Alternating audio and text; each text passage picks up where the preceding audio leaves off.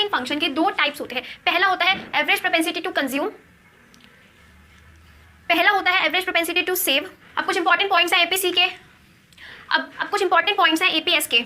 Hello everyone, welcome to all of you. आज हम करेंगे सेविंग फंक्शन क्या होता है और उसके दोनों टाइप्स एपीएस और एमपीएस क्या होता है। इससे पहले हमने एग्रीगेट डिमांड क्या होता है, एग्रीगेट सप्लाई, कंजप्शन फंक्शन दोनों कंप्लीट कर लिए हैं। आप वो वीडियो जाके देख सकते हो।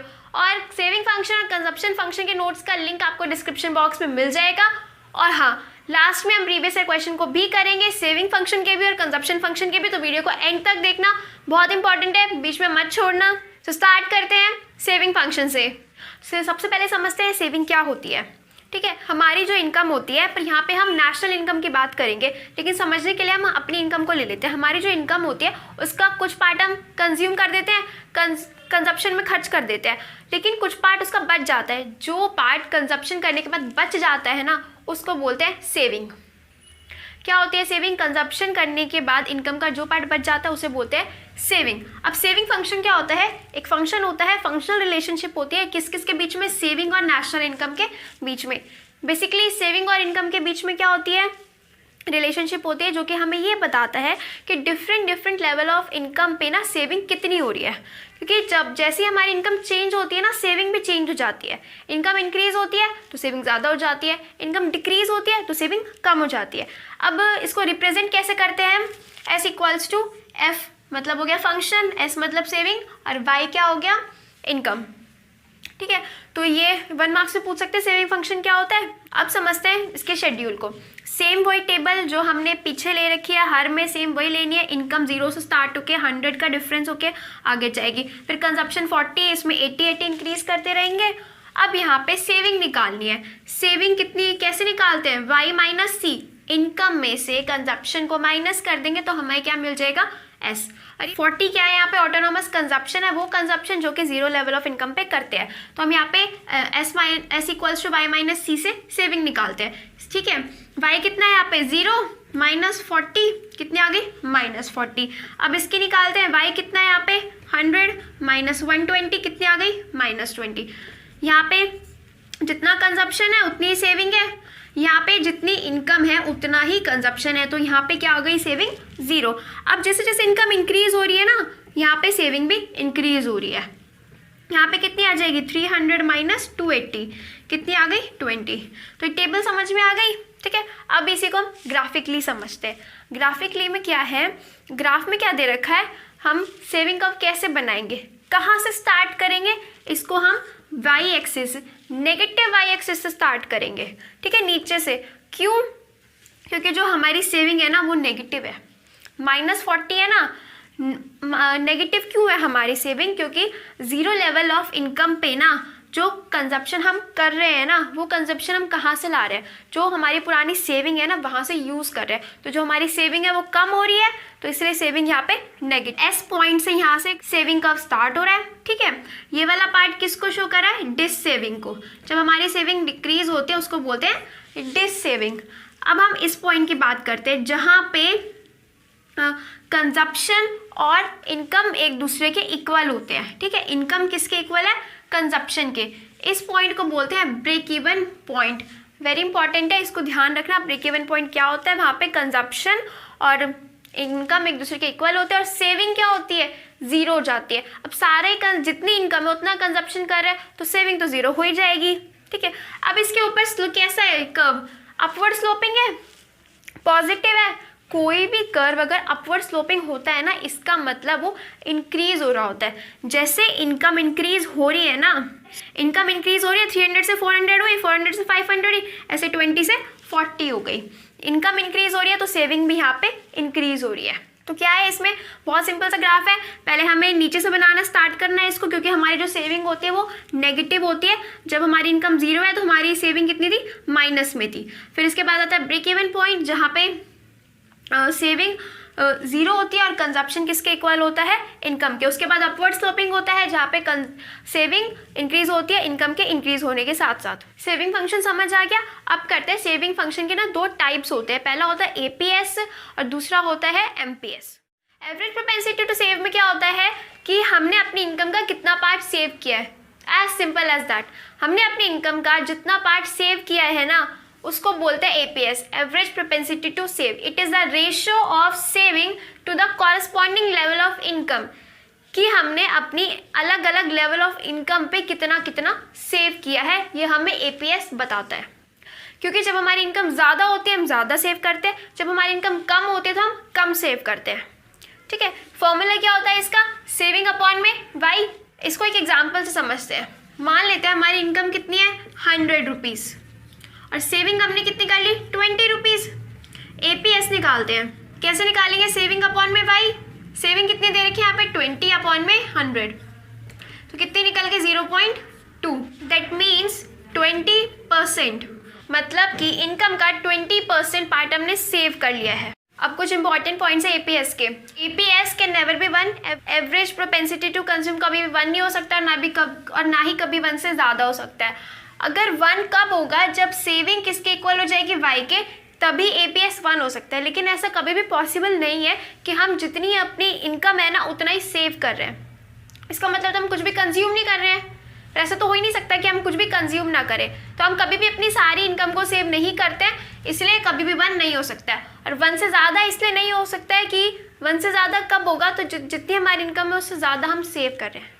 ऐसा कैसे कर सकते हैं, नहीं कर सकते। जितनी हमारी इनकम है उससे ज़्यादा हम कंज्यूम कर सकते हैं, कंजप्शन कर सकते हैं, खर्च कर सकते हैं, लेकिन उससे ज़्यादा हम सेव नहीं कर सकते हैं। एपीसी इसलिए कभी भी 1 नहीं हो सकता है, ना ही कभी 1 से ज़्यादा हो सकता है। सेकेंड पॉइंट है APS is equals to 0। Equals to 0 बिल्कुल हो सकता है, क्योंकि कब होगा, जब सेविंग 0 हो जाएगी। सेविंग अगर 0 हो जाएगी तो एपीएस कितना हो जाएगा 0। इसका मतलब जितनी हमारी इनकम थी सारी हमने कंज्यूम कर लिया, कुछ भी हमने सेव नहीं किया है, उस टाइम पे एपीएस क्या हो जाएगा 0। अगर हम इसको ग्राफ से समझते हैं जो हमने बनाया था सेविंग फंक्शन का, ये सेविंग फंक्शन का ग्राफ है। ठीक है, यहाँ पे ये वाला जो पॉइंट है, यहाँ पे सेविंग क्या होती है 0, तो ये वाला पॉइंट क्या हो जाएगा, एपीएस इज इक्वल्स टू 0, यानी कि ब्रेक इवन पॉइंट पे एपीएस क्या होता है 0 होता है। नेक्स्ट पॉइंट है एपीएस कैन बी नेगेटिव और लेस देन 1। एपीएस नेगेटिव भी हो सकता है और लेस देन 1 भी हो सकता है। ये वाला जो पार्ट है, यानी कि डिस सेविंग जब हो रही थी, जब हम अपना कंजप्शन सेविंग से लेके कर रहे थे, तो उस टाइम पे एपीएस क्या होता है नेगेटिव होता है, यानी कि ब्रेक इवन पॉइंट से नीचे तो एपीएस क्या होता है नेगेटिव होता है। किसको शो कराए, डिस सेविंग को। जब डिस सेविंग होती है ना तो उस टाइम पे एपीएस क्या होता है नेगेटिव होता है। APS rises with increase in income, जैसे जैसे हमारी इनकम इंक्रीज होती है हम थोड़ा ज़्यादा सेव करने लगते हैं, हम सेव करना स्टार्ट करते हैं, तो सेव ज़्यादा करेंगे तो एपीएस भी इंक्रीज हो जाएगा इनकम के इंक्रीज होने से। ठीक है, तो ये सारे एपीएस के थे। अब हम पढ़ेंगे MPC, marginal propensity to save क्या होता है। मार्जिनल प्रोपेंसिटी टू सेव क्या होता है, it is the ratio of change in saving to change in income, मतलब कि हमारी इनकम के इंक्रीज होने से या डिक्रीज होने से, इनकम के चेंज होने से सेविंग में कितना चेंज आया है, हमारी सेविंग कितनी डिक्रीज हुई है, कितनी इंक्रीज हुई है, उसको बोलते हैं मार्जिनल प्रोपेंसिटी टू कंज्यूम। कैसा निकालते हैं इसको, डेल्टा एस अपॉन में डेल्टा वाई। डेल्टा वाई किसको रिप्रेजेंट कर रहा है, चेंज को रिप्रेजेंट कर रहा है, कि इनकम के चेंज होने से सेविंग में कितना चेंज आया है वो हमें एमपीएस बताता है। ठीक है, इसको एग्जांपल समझते हैं। पहले इनकम कितनी थी 100 रुपीज़, ठीक है, इनकम इंक्रीज होकर कितनी हो गई 200 रुपीज़। सेविंग पहले कितनी कर रहे थे 20, अब कितनी करने लग गए 50 सेविंग करने लग गए। निकालते हैं एमपीएस। एमपीएस कैसे निकालेंगे, डेल्टा एस अपॉन में डेल्टा वाई। डेल्टा एस कैसे निकालेंगे, इन दोनों को माइनस कर देंगे, 30 आया और 100 कितना आया 0.3, यानी कि जितनी हमारी एडिशनल इनकम थी ना, जो हमारी इनकम इंक्रीज हुई थी, उस इनकम का 30% हमने सेव किया है। तो हमें ये बताता है कि एडिशनल इनकम जो हमारी इनकम इंक्रीज हुई है उसका हमने कितना पार्ट सेव किया। ये तो था इसका मीनिंग। अब करते हैं इसके कुछ इंपॉर्टेंट पॉइंट्स। मेनली एक ही पॉइंट है, जो एमपीसी की वैल्यू होती है ना वो 0 से 1 के बीच में ही रहती है, या तो 0 होगी और बीच में रहेगी या फिर 1 होगी। अब 0 कब होगी देखते हैं, डेल्टा एस अपॉन में डेल्टा वाई 0 कब हो सकता है, जब डेल्टा एस क्या हो जाए 0 हो जाए, यानी जितनी हमारी इनकम थी ना उसका कुछ भी पार्ट हमने सेव ही नहीं किया, सारा का सारा कंज्यूम कर दिया, तो डेल्टा एस क्या हो जाएगा 0। एमपीएस 1 कब होता है कि जितनी हमारी एडिशनल इनकम थी ना वो सारी की सारी हमने सेव कर लिया। कैसे, इसको एग्जाम्पल से समझते हैं। इनकम हमारी कितनी चेंज हुई थी 100, हमने सेविंग कितनी चेंज कर ली 120, ठीक है। अब चेंज इन सेविंग कितना आएगा 100, यानी जितनी हमारी इनकम हुई थी हमने सारी सेव कर ली, तो एमपीएस कितना आ जाएगा 1 आ जाएगा। तो एमपीएस की वैल्यू 1 कब होगी, जितनी हमारी इनकम इंक्रीज हुई थी हमने सारी की सारी सेव कर ली, तो एमपीएस 1 आ जाएगा। अब एक बहुत इंपॉर्टेंट छोटे छोटे से दो टॉपिक है, टॉपिक भी नहीं कह सकते, छोटे छोटे से दो इक्वेशन है जो कि हमें समझनी है, बहुत इंपॉर्टेंट है ये। पहली इक्वेशन क्या है, relation between APS and APC, average propensity to consume and average propensity to save. ठीक है, कंज्यूम और सेव दोनों के बीच में हमें रिलेशन बताना है। दूसरी हमें बतानी है marginal propensity to consume and marginal propensity to save के बीच में। तो y equals to C plus S होता है, ये हमें पता है। जो हमारी इनकम है वो दो तरीके से यूज होती है, या तो उसका कंजप्शन होता है या उसको सेव करते हैं। ठीक है, अब क्या करते हैं, इस इक्वेशन को हम डिवाइड कर देते हैं y से, डिवाइड बाय y। ठीक है, डिवाइड बाय y, तो y अपॉन में y, c अपॉन में y प्लस s अपॉन में y, ये कैंसिल हो गया, ये आ गया 1। c अपॉन में y क्या होता है, क्या है ये, it is a ratio of consumption to the income.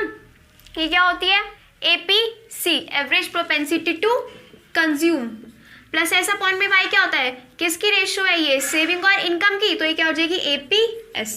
तो ये हमारे पास इक्वेशन निकल के आती है, APC प्लस APS किसके इक्वल होता है, 1 के इक्वल होता है। अब दूसरे वाली देखते हैं, तो हमने यहाँ पे इक्वेशन करी थी y equals to C plus S. अब अगर हमें इसका चेंज निकालना हो, अगर हम यहाँ पे, तो भी सेम आएगा, delta Y, change in income किसके इक्वल होगी, change in consumption plus change in saving. इसको हम डिवाइड करेंगे डेल्टा वाई से, चेंज इन वाई से, तो delta Y plus delta S upon में डेल्टा आई, ये तो कैंसिल हो गया 1। डेल्टा सी अपॉन में डेल्टा वाई क्या होता है, MPC, marginal propensity to consume. Delta S upon में डेल्टा वाई क्या होता है, अभी किया हमने पीछे, MPS, marginal propensity to save. तो ये दूसरी इक्वेशन निकल के आई है, दोनों इक्वेशन इंपॉर्टेंट है ये। 1 किसके, APC plus APS equals to 1, MPC plus MPS equals to 1। Saving function हमने कर लिया है, उसके दोनों टाइप्स कर लिए हैं, APS और MPS। अब करते हैं प्रीवियस ईयर क्वेश्चंस को। ठीक है, यहाँ पे मैंने लिख दिया है कौन सा क्वेश्चन कौन से ईयर में आएगा और कितने मार्क्स का आया था, और ये आपको नोट्स में भी मिल जाएगा हर एक टॉपिक के साथ। तो फर्स्ट क्वेश्चन है हमारा, डिफरेंस बिटवीन APC और MPC, मतलब average propensity to consume and marginal propensity to consume के हमें डिफरेंस बताने हैं। इसमें हम कंजप्शन और सेविंग दोनों के क्वेश्चन को एक साथ कर रहे हैं। ठीक है, तो डिफरेंस हमें बताना है APC और MPC में विद न्यूमेरिकल। तो डिफरेंस में सबसे पहले तो हमें दोनों की डेफिनेशन लिखनी होगी, मीनिंग लिखना होगा कि APC का क्या मीनिंग होता है और MPC का क्या मीनिंग होता है। APC क्या होता है, it is a ratio of consumption expenditure to the income, यानी कि C/Y होता है APC। किस किस का रेशियो होता है, कंजप्शन का और इनकम का। और MPC में क्या होता है, it is the ratio of change in consumption expenditure due to change in income. Income के चेंज होने से कंजप्शन एक्सपेंडिचर में कितना चेंज आता है उसको बोलते हैं MPC। ठीक है, ये मैंने नोट्स में लिखे हुए हैं, कैसे आपको डिफरेंस लिखना है, पूरा प्रॉपर इसका आंसर लिखा हुआ है। और अगर आपको इस क्वेश्चन का मीनिंग समझना है तो आपको कंजप्शन एक्सपेंडिचर वाली वीडियो देख लेना, आपको समझ में आ जाएगा। ठीक है, पहले तो मीनिंग लिखना है दोनों का, फिर उसके बाद वैल्यू लिखनी है। वैल्यू में क्या लिखना है, जैसे APC की value can be more than 1, APC 1 से ज़्यादा हो सकता है लेकिन MPC नहीं हो सकता है, तो उसमें क्या लिखेंगे, MPC can not be more than 1। फिर इसके बाद फॉर्मूला, APC का क्या फॉर्मूला होता है, C/Y, और MPC का क्या होता है, डेल्टा C अपॉन में डेल्टा Y। नेक्स्ट पॉइंट हमें इसमें लिखना है चेंज इन इनकम, की इनकम के चेंज होने से APC पे क्या इफेक्ट होता है, MPC पे। इनकम के चेंज होने से APC डिक्रीज होता है लेकिन MPC से कम रेट पे डिक्रीज होता है। ठीक है, और MPC में क्या होता है, MPC डिक्रीज होता है जब इनकम डिक्रीज होती है, लेकिन APC से ज़्यादा रेट पे डिक्रीज होता है। ठीक है, ये सारे पॉइंट्स आपको नोट्स में मिल जाएंगे। अब न्यूमेरिकल में क्या बताना है, न्यूमेरिकल में आपको फाइंड आउट करके दिखाना है APC और MPC। हमने यहाँ पे Y लिया है 1000 और C कितना है 800। APC का फॉर्मूला होता है C/Y, तो C कितना हो गया 800 अपॉन में 1000, कितना निकल गया ये 0.8। That means 80% of income consume कर ली गई है। अब MPC कैसे निकालते हैं, डेल्टा C अपॉन में delta Y, that means 200 upon में 500, ये कितना आ जाएगा 0.4%। 0.4 मतलब कि 40% इनकम जो इंक्रीज हुई थी ना उसका 40% हमने कंज्यूम कर लिया है। ठीक है, अब नेक्स्ट क्वेश्चन पे आते हैं, define MPC, marginal propensity to consume. 1 marks में क्वेश्चन आया हुआ है, सिंपल सा क्वेश्चन है, इसकी सिर्फ डेफिनेशन लिखनी है आपको। ठीक है। एमपीसी क्या होता है? It is the ratio of the change in consumption expenditure due to change in income, कि इनकम के चेंज होने से कंजप्शन एक्सपेंडिचर में कितना चेंज आया है। इसके एक्सप्लेनेशन आपको कंजप्शन वाली वीडियो में मिल जाएगी, जिसमें कंजप्शन किया है हमने और एपीसी और एमपीसी किया है, और इसका डेफिनेशन आपको नोट्स के अंदर लिखी हुई मिल जाएगी। डिफाइन एमपीएस ये तो हमने अभी किया है। मार्जिनल प्रोपेंसिटी टू सेव क्या होता है? क्या होता है मार्जिनल प्रोपेंसिटी टू सेव? आप सबको कमेंट सेक्शन में बताना है कि एमपीएस क्या होता है। एमपीएस की डेफिनेशन, इसका मीनिंग आपको कमेंट सेक्शन में लिखना है। एमपीएस होता क्या है मैं बता देती हूँ आप लोगों को। It is the ratio of change in saving due to change in income. Income के चेंज होने से हमारी सेविंग पे कितना इफेक्ट हुआ है, हमारी इनकम कितनी चेंज हुई है। नेक्स्ट क्वेश्चन है state and meaning of autonomous consumption. Autonomous consumption क्या होता है? 1 मार्क्स में क्वेश्चन आया 2019 में। ऑटोनोमस कंजप्शन वो कंजप्शन होता है जो कि हमने जीरो लेवल ऑफ इनकम पे किया हुआ होता है। इनकम जीरो है तो कंजप्शन कहाँ से करते हैं? जो हमारी सेविंग पहले से हमने सेविंग करी हुई होती है ना, उस सेविंग को हम कंजप्शन के लिए यूज करते हैं, उसको बोलते हैं ऑटोनोमस कंजप्शन। ठीक है, इसकी डेफिनेशन भी आप नोट्स में से लिख लेना। ये तो है डायरेक्ट क्वेश्चन। अब जो नेक्स्ट क्वेश्चन हम करेंगे वो है ट्रू और फॉल्स वाले, जिसमें हमें स्टेटमेंट दी हुई है, हमें बताना है कि स्टेटमेंट ट्रू है या फॉल्स है। तो फर्स्ट स्टेटमेंट है in a 2 sector economy if consumption is equals to income. 2 sector economy हमें दे रखी है जिसमें कंजप्शन किसके इक्वल है? इनकम के इक्वल दे रखा है। हमें ये बताना है APS average propensity to save will be 0। क्या कंजप्शन और इनकम के इक्वल होने से एपीएस 0 हो जाएगा?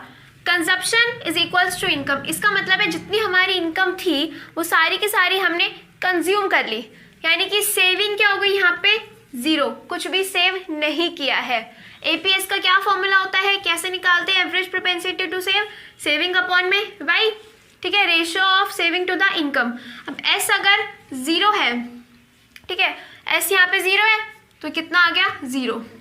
एपीएस कब 0 होगा? जब सेविंग 0 होगी और सारी इनकम कंज्यूम कर लिया, कुछ भी सेव नहीं किया, इसका मतलब एपीएस क्या होगा? 0। तो इस स्टेटमेंट क्या है? ट्रू है। समझ आ गया?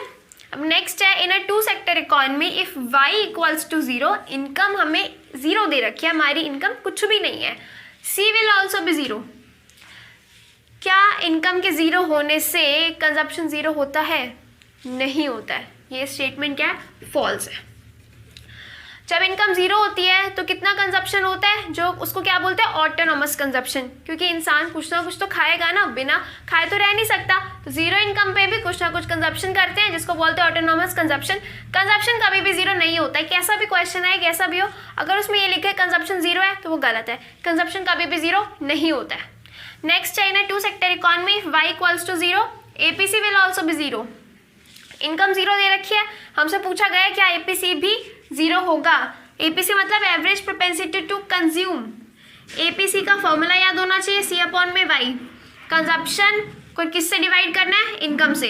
तो एपीसी 0 होने के लिए सी को 0 होना पड़ेगा, ठीक है, और सी कभी भी 0 होता नहीं है। सी कैन नेवर एवर 0, सी तो कभी 0 हो ही नहीं सकता, क्योंकि 0 लेवल पे भी हम कुछ ना कुछ कंजप्शन करते हैं। अभी हमने ऊपर देखा सी कभी 0 हो नहीं सकता, तो ये स्टेटमेंट क्या हो गई? गलत, फॉल्स हो गई। अब लास्ट क्वेश्चन है विच ऑफ 2 एपीसी और APS can be negative. APC और एपीएस में से कौन सा नेगेटिव हो सकता है और क्यों हो सकता है? एपीसी की वैल्यू नेगेटिव कभी नहीं होती है। एपीसी हमेशा 0 से 1 के बीच में होता है, क्योंकि कंजप्शन 0 से कम हो ही नहीं सकता है। ना कंजप्शन 0 होता है ना 0 से कम होता है। लेकिन एपीएस नेगेटिव होता है। कब होता है एपीएस नेगेटिव? जब हम 0 लेवल पे कंजप्शन करते हैं तो उस टाइम हमारी सेविंग क्या होती है? नेगेटिव होती है, तो इसलिए एपीएस कैन बी नेगेटिव। तो एपीएस नेगेटिव हो सकता है क्योंकि 0 लेवल पे जो हम कंजप्शन करते हैं वो कंजप्शन कहाँ से आता है? हमारी सेविंग से आता है। तो हमारी सेविंग कम हो रही होती है, इसलिए एपीएस क्या होता है? नेगेटिव होता है। तो आई होप आप लोगों को ये सारे क्वेश्चन समझ आ गए होंगे। अगर कोई भी क्वेश्चन में कैसा भी डाउट है तो आप कमेंट सेक्शन में पूछ सकते हो, और इन क्वेश्चंस को प्रैक्टिस ज़रूर कर लेना, इन सबको नोट डाउन कर लेना, अपनी नोटबुक में नोट डाउन कर लेना। अगर फ़ोन में रखोगे तो पता नहीं देखोगे, तो इनको नोटबुक में नोट डाउन कर लेना, इनको प्रैक्टिस ज़रूर करना। और अगर आपकी इस वीडियो से कोई भी हेल्प हुई है तो वीडियो को लाइक ज़रूर करना और अपने फ्रेंड्स के साथ भी शेयर करना, और ऐसी अमेजिंग वीडियोज़ के लिए चैनल को सब्सक्राइब करना। तो मिलते हैं नेक्स्ट वीडियो में। Have a good day. Thank you.